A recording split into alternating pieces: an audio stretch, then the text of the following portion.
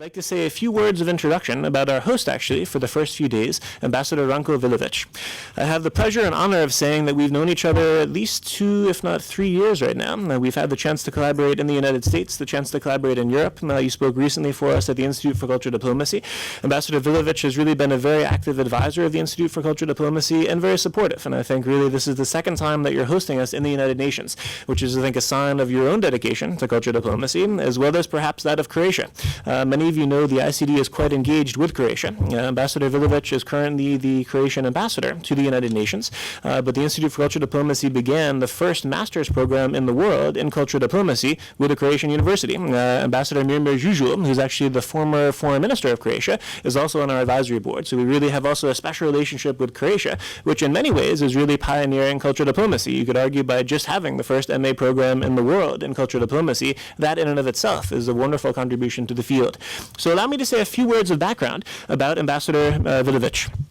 Prior to his appointment is his current position as the ambassador of Croatia to the UN. Ambassador Vilovic held the title of Deputy Permanent Representative of his country's United Nations mission.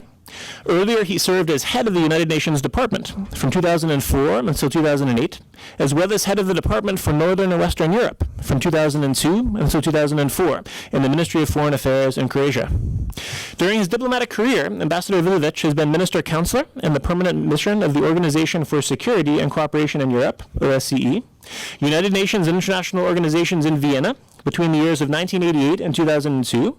Prior to that, he held the positions of Head of Department for Peace and Security from 1995 until 1998, Head of the Croatian Consulate in Zurich from 93 until 95, and Counselor of the Croatian Embassy in Bern, Switzerland from 92 until 93, Head of the Consular Department of the Ministry of Foreign Affairs until 1992. He was initially born in Zagreb, and Ambassador Vilovic was educated there, as well as Halifax, Canada, The Hague, and the Netherlands. The beginning of his career was as a lawyer in 1980, and he is currently married and with 2 children. So in that case, I'd ask you all to please join me in a very, very warm welcome for Ambassador Ranko Vilovic. Thank you.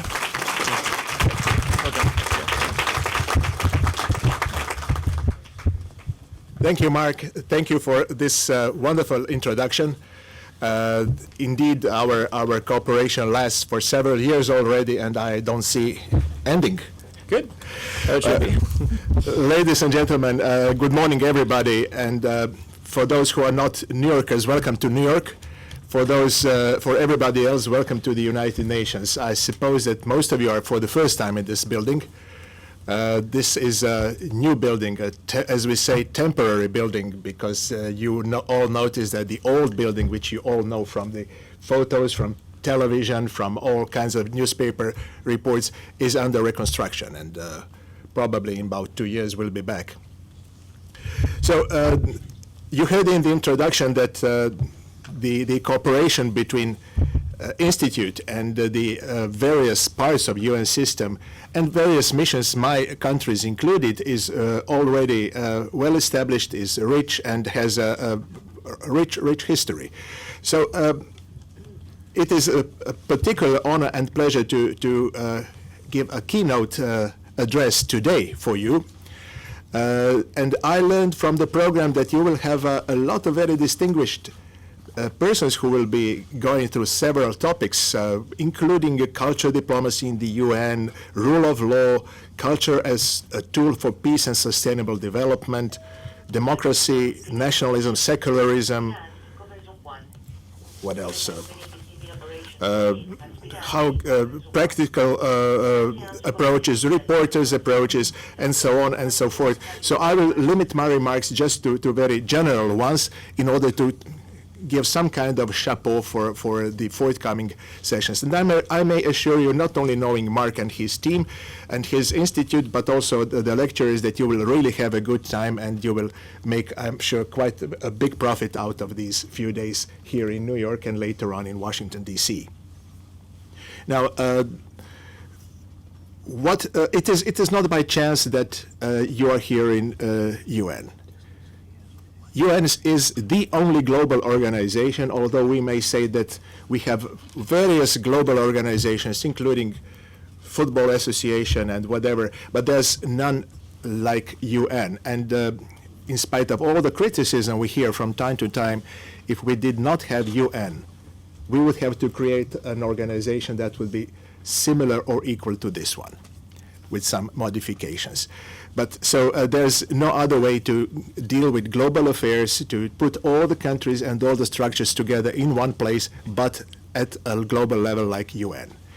And I'm happy to welcome you once again here. Now, concerning cultural diplomacy, Mark gave a definition, a very nice, a very precise, and he's probably the leading expert who is to say something about the definition and the notion of cultural diplomacy. But you know, probably for the first time when you heard about that notion, and that was at least my case, cultural diplomacy. We know what culture is, don't we? Painting, poetry, whatever. We all know what diplomacy is. Any definition of diplomacy, I think we will have as many definitions as we sit around the table. A diplomat. Who is a diplomat? A person with a culture, with a knowledge, with a cultural background and attitude. There are some nasty definitions as well. For example, a diplomat is a person who tells you to go to hell in such a manner that you wish to go there. But this is a nasty one. I think that a friend of mine gave a very nice definition, difference between diplomats and ordinary people. There is none, but they don't know it. But let's leave jokes aside. Each and every of us is a diplomat from time to time. You have to deal in a soft manner, to try to listen to arguments of other people, to resolve potential conflicts or real conflicts in a peaceful manner, to try to use arguments to promote your interest. Any of you has, I think, daily practice in diplomacy. Anybody married? Yeah, I think you know it. So, and what about culture? Of course, it's not only art. Culture is a very, very broad notion. It's a way of life. It's the history of each and every nation or a group of people. Wherever you go, you will find different cultures. And we are really honored and enriched here in the United Nations that we deal with 193 members and 2 observers, and with a lot more culture and cultural roots than you can imagine. Everything is here in one place. You can see it, you can talk, you can learn, you can communicate. And unless you are really, really extremely narrow-minded, I think the only conclusion you can draw, each culture has its merits, each has its values, and there are no big and small cultures. They are older, they are younger, they are cultures with bigger population, with smaller population, but each and every has its merits, and they should be put in a logical, normal relationship and correlation. So culture, material culture, and non-material culture, heritage, material and non-material heritage of mankind, it all creates the culture we live in. And it's a privilege to be in a place where you exchange these cultural views, because it is not only about a relationship between countries. Primarily, it's a relationship between people. People create countries. People create states. And that's what we try to promote here. Now, what about the UN? I said that outlined the general background. But very specifically, and sorry, and you will learn it in the coming days, Alliance of Civilizations has been mentioned. A very, very useful and very progressive and modern concept launched some years ago. At that time, it was originally a joint initiative of 2 countries, Spain and Turkey. And it works quite well. It develops now. We encompass a lot of countries, many more countries, and it's really a concept that promotes learning of the cultures in order to ease the tensions, to learn about each other in a normal, positive, affirmative way, and to work together. You wouldn't see the results straight away, but at the end of the day, it eases the tensions, and it really, really is a very, very good concept. UNESCO is about culture, but this is a rather official approach, and you will learn about it in the coming days as well. So who didn't hear about UNESCO, about the heritage, about the conservation and preservation of material and non-material goods? NGOs in the United Nations. Next week we will have another meeting of Commission of Status of Women. We will have a lot of NGOs promoting culture of women and empowerment of women in various countries, various parts of the world. Regularly we have meetings of indigenous people promoting their cultures, which are sometimes endangered even in their own countries. You know, there's never enough money for culture. You always lack resources. But if you don't use all potentials, including NGOs, you will not get far. And the whole UN system is about culture in a broader way. It was also mentioned that culture is connected with diplomats. How? How do you imagine a diplomat to behave? To have a lot of knowledge, education, to respect the others and others' cultures, and interact. And here, working in a multilateral and multicultural environment, it is particularly challenging, and it works fine. I'm really proud to say that here we have far more very positive examples than vice versa. The result is, of course, you promote your country when you work in such an environment, but you learn, you understand that promoting your country is not through confrontation. It is much more efficient to promote your country with the integration, with the communication with others, and understanding and respecting others. And then they will respect you. All that while protecting your own national interests. And it can go together. It can go. Now, when we discussed some topics last year, it was also a big privilege for me. We touched upon some concepts you all have in your mind, but we can never define them precisely. Globalization, integration, and or versus assimilation, integrity, the role of new technologies in promoting or spreading culture or communicating, Facebook, Twitter, whatever. It changed everything. So we briefly touched upon globalization, which used to be a concept 15, 20 years ago of spreading one type of culture from one part of the world towards all other parts of the world. And it was not always seen as very much welcome. Sometimes yes, sometimes less. Now, with the new technologies, you have the spread of information, including cultural patterns, in both directions, and I would say in all directions. If you communicate with new devices, and I'm not even familiar, my children use them, but I know about Facebook and Twitter, but there are hundreds of others, I'm afraid.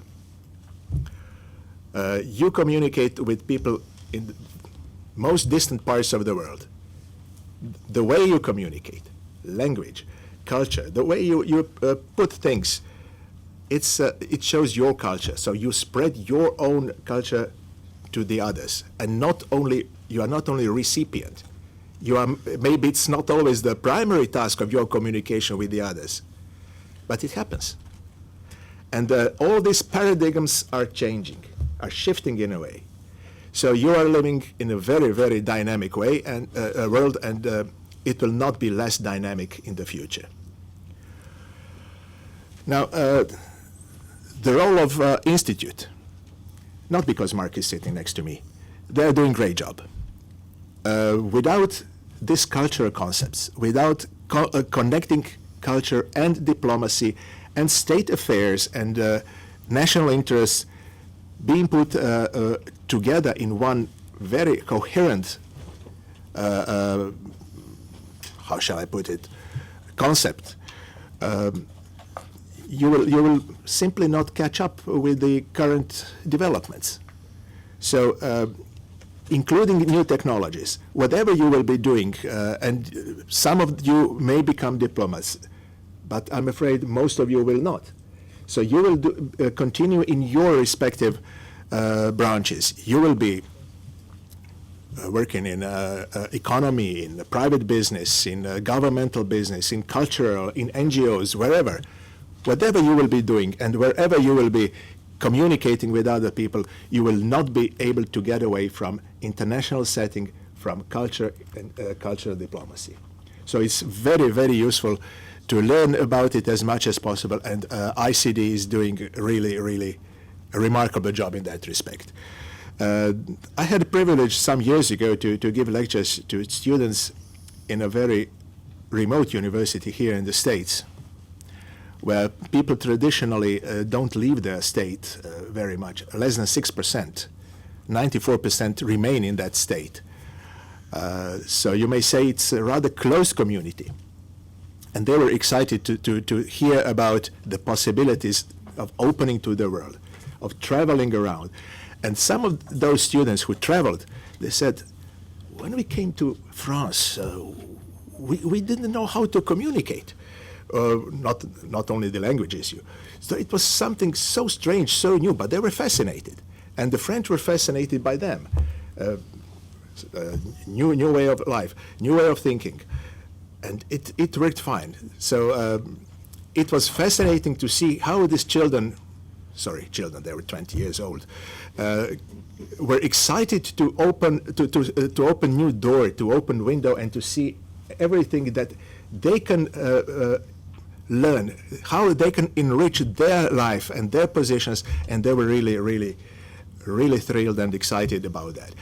And that, I'm going to give the lecture at that university next week again. And I have information already that this figure has increased dramatically in past 3 years. So even in these communities which are traditionally closed, you will not be able to get away from communicating with others. And the sooner, the better. And you have privilege to travel around and to learn about it firsthand, and that's a really great experience for you. Now, as ambassador of my country, I should say, and that would be my concluding remarks before questions and answers, of course, what is the benefit for my country here in New York from this cultural diplomacy approach? Of course, we said promoting your country. You said branding of the country, whatever, putting it on a global map. And you can do it in a political, in economical, in a cultural, or many other ways. Sometimes military, but then you don't have a good position most of the time. Now, we are a small country.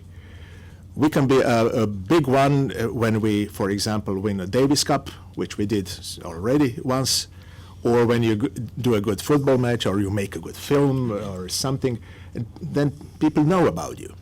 That's good. But we will never be bigger than we are. You cannot have bigger territory. You can have bigger population. But we have 4.3, and if we get 4.6, that's not a big deal. So what we should do, promote our country through culture, through, as we say, active multilateralism, and to protect our values, our interests, our economy, ultimately, also, and the well-being of our people through promoting the country. It is not only about talking, it's about classical arts here. For example, exhibitions. Here in the UN building, you will see all around exhibitions, 2 or 3, 4 at the same time in various corners, various buildings. And that's good. You would never believe how much you learn.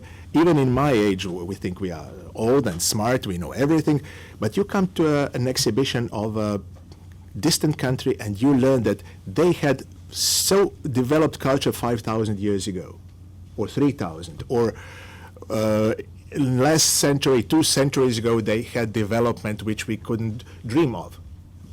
That's a learning process. You never stop learning. This is a wonderful opportunity. How these countries, including mine, promote.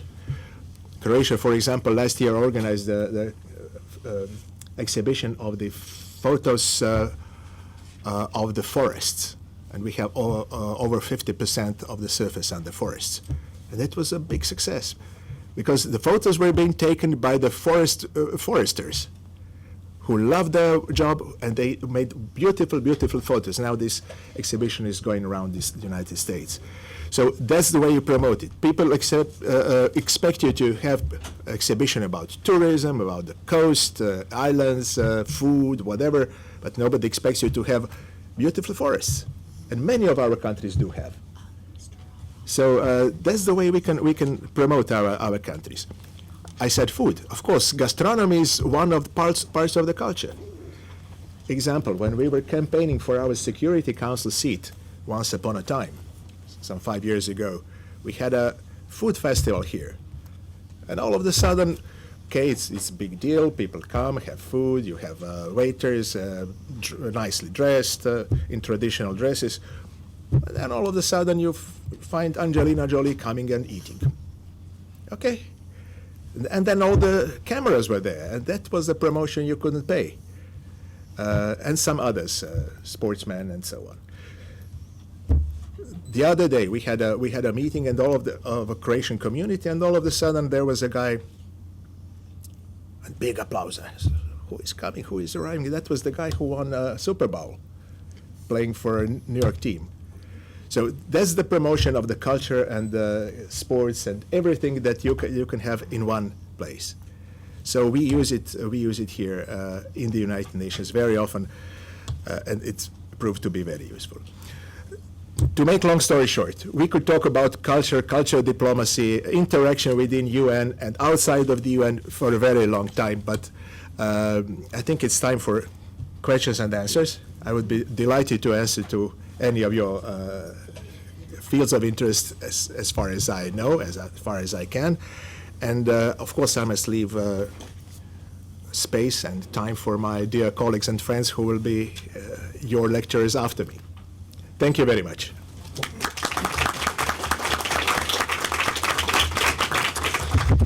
Well, thank you very much, Ambassador Vilovic, for your very thoughtful opening remarks and reflections, not only on global governance and culture diplomacy, but also the Croatian perspectives and the Croatian experiences. So we very much appreciate that. I would now like to invite your questions and your comments. What I would do to allow as many voices as possible to be heard, I'd ask you all to try to limit your questions to one question each. And also, we have at ICD a 30-second rule. So if you can try to keep it to 30 seconds, I think that will allow for as many voices as possible to be heard. Hi, my name is Neda Martinez, and I have an MPA from Columbia University, and my program is Havana Harlem, which seeks to bridge, foster understanding, intra-ethnic understanding and community. And so right now in New York City, there is a conflict zones where Mexican immigrants are the victims of hate crimes and murders. And so I am fashioning a series of talks in these conflict zones here locally in New York City called A Time for Healing, leveraging the participation of the leading contemporary rock band from Chiapas, Mexico. I am in the middle of fundraising, and where I'm really struggling is I'm having a hard time articulating the outcomes of these programs because the work is so soft in terms of forging trust and doing ice-breaking friendship forums, that how does one articulate the potential outcomes for people that really are focused on looking at profit and numbers? Okay. I'm Dr. Leah Rhodes from the University of Georgia, and I'm very interested in what the definition may be, the fine line between promotion of culture and nationalism. My name is Ron Edsforth. I'm a professor at Dartmouth College. I'd like to know, since everyone at the table is aware Croatia was relatively recently a war zone, what role has cultural diplomacy played in the Balkans in terms of bringing about more stable peace? First question, I'm aware of this project. I think it's Staten Island, basically. And Staten Island is one of mine. Yeah. Of course, these projects are extremely valuable, but the outcome, I'm also not aware of what the final outcome will be, but definitely they are worth to be supported by all means. So maybe if you could report to us later on what the outcome was and what the means of the how the project developed, that would be, I think, very useful for everybody, because it's a culture in community. It's not a culture between states, between countries, but it's the community where everything starts from. If you have hate crimes, be it on ethnical, be it on gender, be it on sexual affiliation, whatever, these are the most common, or religious, then you don't have the solution on the national or on a global level. So that's where we should also start. I think you will also have the opportunity to discuss in depth the relationship between the local and the global efforts in the cultural promotion and reconciliation, as it was mentioned in the last question. Now, as far as the second question is concerned, and if you allow me, I would put those two together, because they are in fact dealing with a very similar topic and unfortunately the outcome. By definition, culture is something great, open-minded, everybody loves everybody, everything is perfect. In the reality, culture is promoting your values and accepting and communicating, correlating with the others. But there is no line between culture and nationalism. And when we say nationalism, we must also be careful, because what we understand under this notion in Europe is somewhat different than in other parts of the world. So in our part of the world, it has a dominantly negative connotation. And the positive one we call patriotism. I know that in the United States and in some Latin American countries, nationalism is predominantly ambivalent or even positive notion. In our definition, nationalism is promoting your country, by the way, diminishing the values of others, which means I am the best, my country is the best, my culture is the greatest, and yours, it's not that good. So ultimately, it brings to a kind of a colonial approach that we should all accept our culture because it's the better one. And of course, it is completely contradictory to what we want to achieve. So the fine line is very, very hard to define. But basically, if you stick to culture as a mean of understanding between people, of understanding why you prepare food in that way and I prepare in the other way, and that each of them is good, and we can learn from each other, then we protect our countries in the patriotic way, but we don't slide into nationalism, into saying, I am better than you are, and we cannot discuss it. That's it. And that's exactly what happened in former Yugoslavia in some times. There were a lot of discussions, even books, about the role of culture workers or intellectuals in the warming up of the conflict. It was not always positive. And it was exactly the misuse, the abuse of culture and history and tradition and interpretation and reinterpretation in a nationalistic purposes. You know the consequences. I'm not going to go into details. I'm not going to say everybody is equally guilty. It was not the case. We know how it developed, but this is not time and place and opportunity to go into details. But yes, exactly, that's what happened. So you can not only use, but abuse culture. So use it in the way Institute promotes, and that's the way out.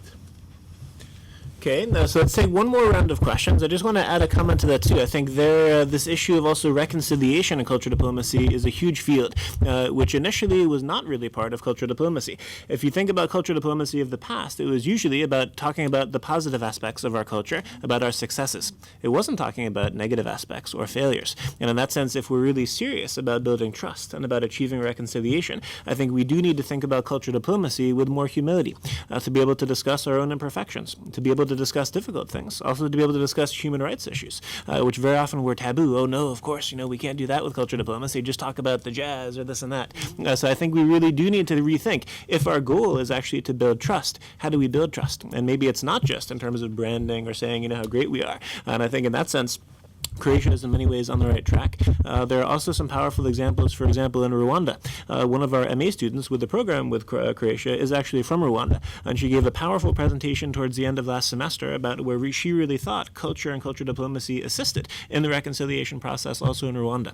So I think there are many examples. South Africa would be another great example in terms of soccer and football, which really also assisted at actually providing joint activities, bringing people together, where it didn't matter necessarily the color of their skin or the background or different identities. It mattered just to play the game. And I think those kinds of opportunities very often are needed to bring people together in other contexts. So anyway, very important points, and I'd love to readdress these issues in different ways throughout the next few days. So thank you for the questions and also the responses. My name is Mahmoud Nurzai. I'm a student of diplomacy at the University of Nottingham, but I come from Afghanistan. And well, my question is, in a world where nationalism is very strong still, and we are seeking for opportunities for global governance, and the creation of the United Nations at first place was to basically provide this platform for all the nations to come together and eventually have this force or police force of a force of its own to basically police the world. And well, I don't want to sound too pessimistic, but it sounds very idealistic. Do you think we reach to a phase that the UN will act as a global government, where it would basically control or enforce the law all over the globe? Thank you. Very good question. My name is Padre Glonti. I'm a student and I'm a member of EYP. When you said that we cannot make our country popular and we can make our country popular and have a big population, but we cannot resize our territory. What diplomats, UN and NGOs should do when the country tries to resize territory and occupies neighbors? For example, my country and Russia. My name is Amanullah Kakir, and I am Chief Executive Officer of Socio Pakistan, Society of Collective Interest Orientation, and I'm Chairman of Pakistani Youth Consortium. I have one suggestion that the ICD should take and initiate a network of the organizations and individuals who are working on culture and diplomacy. I'm Jean Krasno from Yale University, and I had two quick questions. One is, after the 1995 Dayton Accords, the UN was given the responsibility to administer Eastern Slavonia for its ultimate integration into Croatia. And Jacques Klein said that he did a number of activities to try to merge the cultures and smooth that transition, and I wanted to know if you had some lessons learned of that and how well that worked. And the other is that I hear the word reconciliation being used, and I would like to know whether that includes, as far as you're concerned, forgiveness. UN as a global government, very, very old dilemma, and in colloquial language, people, journalists, wider audience tend from time to time to see UN as an attempt of the global government, particularly Security Council. I'm not quite convinced that is the case. And I'm not quite convinced that we need global government.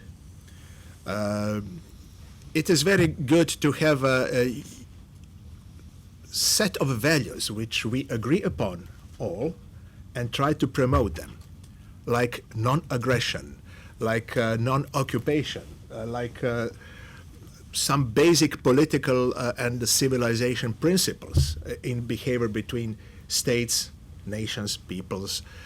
But on the other hand, we should not cross the line for the time being. Maybe in the future, development will lead us in some other direction. But for the time being and in the foreseeable future, we will still have national states. We will still have the different interests. And United Nations is not about ruling. It's about trying to accommodate different interests in a peaceful and normal, progressive manner. So if you have a global government, it may be appealing. There may be some good achievements out of that, efficiency, for example. But on the other hand, you know, in every country you have government and opposition. So what would be the government? Who would be governing? And if you don't agree, you are the opposition in your own country. So it opens many more questions than provides answers. So global government is appealing a principle. For the time being, I don't see the possibility of achieving something like that, and not on the auspices of the UN. Coordination, accommodating everybody's interest, and sets of values and principles we should all adhere to, including sanctions for those who do not. Yes, of course. But government as such, for the time being, I wouldn't go that far. Maybe in 50 years we'll get there. But for the time being, I don't think we still are. We could create more problems than solutions, although I understand the values of the concept. Now, territory. This is not. This is only partially a question of culture and cultural diplomacy. It's a set of values. If we agree that war is not the way to solve the conflicts, if we that's UN mantras. If we agree that we cannot recognize aggression, occupation, these are purely political issues. So we tend to treat them in that way. So expanding someone's territory on the cost of neighbors, of course, it goes on the political and military and not culture. And of course, it goes against the principles of the Charter of the United Nations. Your intervention I see more as a comment, in fact, and I could just agree with that, and nothing substantially to add to that. Now, Madam, you mentioned my old friend Jacques Klein, who did a remarkable job, and we still remember him very well in our country. Yes, he indeed did go deeply into the roots of the problem. He, contrary to many others who were engaged in the conflict, did understand the basis and the roots of the conflict, and he did a very positive. He played a very positive role.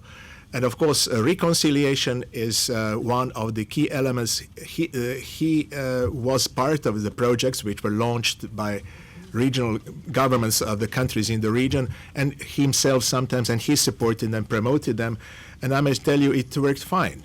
After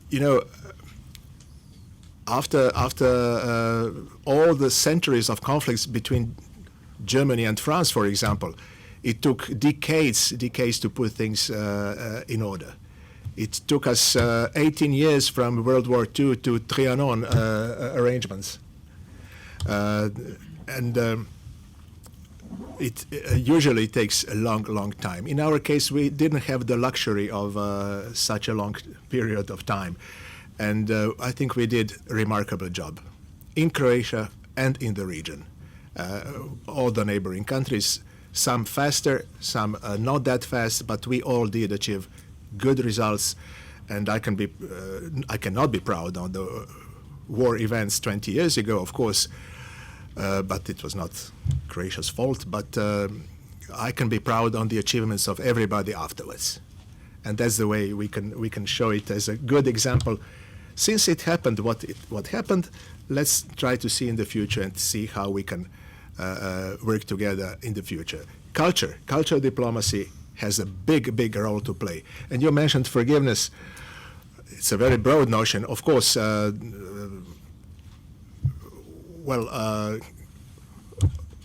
women would say if a husband is not, his behavior is not always in accordance what we expect, I can forgive you, but I can never forget you. Some others would say, I can forgive you, but I will never forget. Or I forgot, but I never forgave you. It's very delicate. It's forgiveness is one of the elements, of course. And without forgiveness, I think we will continue to live in negative emotions. Remembering and not forgetting is one thing. Forgiving is the other thing. Not forgiving is a call for a revenge. And I don't think we need it. We need a political qualification. We need a historical qualification. We need the justice for victims. a compensation for victims, that's what we need. But we all need working together and looking into future. And forgiveness is one big element of that. Forgiveness has an individual level, and I'm not entitled to speak on behalf of anybody who was hurt or damaged in any occasion, and has collective, and that's where we as the representatives of countries and states have something to say. Yes, forgiveness is definitely one of the concepts, and it has many layers. Private, moral, religious in some cases, of course, yes, also. So I think that's a very, very valid concept. Thank you. Yeah, if I could just add, then I'll take a few more questions. I would agree. I think forgiveness in that sense ideally would be part of reconciliation. But of course, it can be a very complicated, very difficult thing to achieve. And I think there it takes at least both sides. And obviously it can come from one side. And different countries and different cultures deal with forgiveness differently and also deal with apologizing differently. Just look at the Second World War and let's compare Germany, Italy, and Japan. Germany didn't really have a choice, but we could say in many ways they really have confronted their past. They have been really, they've had no choice but to deal with it. In the United States, when you learn about German history in school, you learn about one period of time again and again. And I think in many ways, obviously that's correct, but in that sense, in many ways, it's been much more upfront. If you look at Japan and Italy, not so much in the sense they just kind of moved on. In the sense, everyone loves Italian culture and pizza and this and that, but Italy didn't really deal with their past the same way that Germany did. Japan, of course not. I think in Japan, just the idea of apologizing is a very different concept in terms of their culture. And again, I'm generalizing, but in essence, to apologize in Japan is much less frequent. For example, in the United States, I always compare supermarkets. Let's say in the United States and Germany, if you buy something in the United States, and they don't have it, the clerk will apologize, oh, sorry, we don't have it, but if you go down the street, you can find it there. In Germany, if they don't have it, they'll just say, we don't have it, and that's it. And that's kind of a lighter joke, but I think there we do need to realize in a serious way, different cultures deal with their past differently. Some don't deal with their pasts. And unless you can really reconcile with your own history and with your own sins, let's say, it's going to be very difficult to expect the other side to forgive you. So that's what makes it so complicated. You really need both to come to the table, ready, and also not to be afraid to touch difficult things and to touch wounds. And I think it takes a lot of strength. So I think I would also agree, forgiveness certainly should be part of reconciliation, but we can't just expect it like that from certain situations. And really both parties need to take very important steps in order to get to that point. I was going to take another round of questions, but I'm very happy that Ambassador Stelzer has arrived. So I think I would now would be welcome Ambassador Stelzer. Now I think would be a good moment for us to wrap up the first session. We had a very good round of discussions. You were all very disciplined, asking just one question and keeping it brief. So I think let's keep that tradition, and maybe those who weren't able to ask a question now could do so in the next group with Ambassador Stelzer. So before I introduce Ambassador Stelzer, I'd like to take this opportunity if we could all join in and express our sincere gratitude to Ambassador Vilovic for an excellent beginning of the conference and his first keynote address. Thank you very much. Thank you. Thank you very much. Thank you.